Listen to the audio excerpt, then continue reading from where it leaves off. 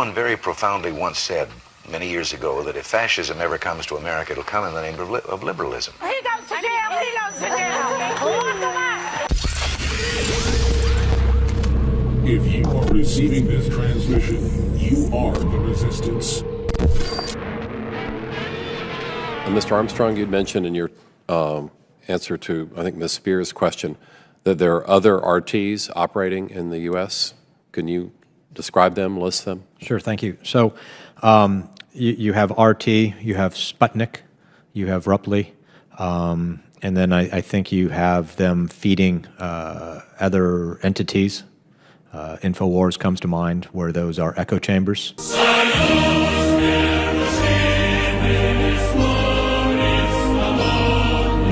Director Comey, are you aware that Roger Stone played a role in the Trump campaign? I'm not going to talk about any particular person here today, Mr. Schiff. This bizarre circular thing happening where the president cites a theory that he was wiretapped, which developed on the kind of fringe right-wing media.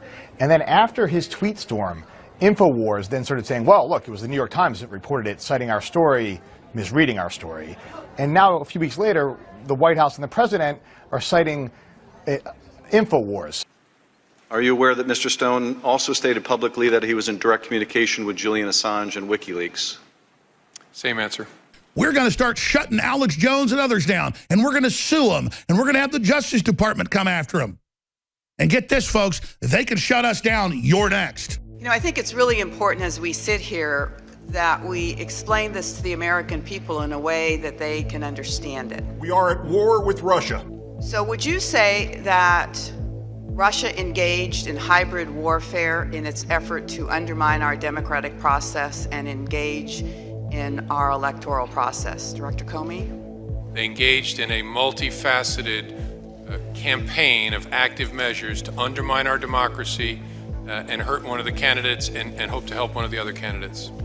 I actually think that their engagement was an act of war. You said we were attacked by Russia. That's not a small thing. Yes. An attack doesn't just invite a counterattack, it demands one, else you reveal your fundamental weakness and get attacked again. Never in the history of our elections has a country attacked us the way that Russia has. I think before government officials change our foreign policy and declare war against a sovereign country, as you all are attempting to do, we, citizens, have a right to know on what basis you're doing that.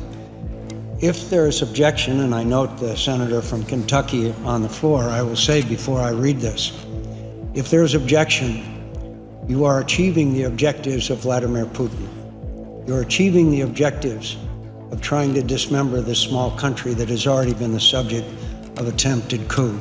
If they object, they are now carrying out the desires and ambitions of Vladimir Putin, and I do not say that lightly. Senator from Kentucky. I object. Objection is heard. The senator from Kentucky is now working for Vladimir Putin. You're carrying water for the Kremlin. I'm not carrying water for the... You're a sitting member of Congress on the Intel Committee, and you can't say they hacked... You're gonna have to move your show to RT Russian television, because you know what? This That's is perfect. Just so this is perfectly beneath your placed. office, because it's so dumb and you're being duplicitous. I'm asking you, did they hack Podesta's emails? And you can't say it. Personal insults like that, Tucker. You just said I was carrying... You said I was carrying water for Putin. Russian scum! Our battleships weren't sunk and our towers didn't collapse a la 2011. But make no mistake, 2016 is a year that we should mark on our calendars. And it's still going on.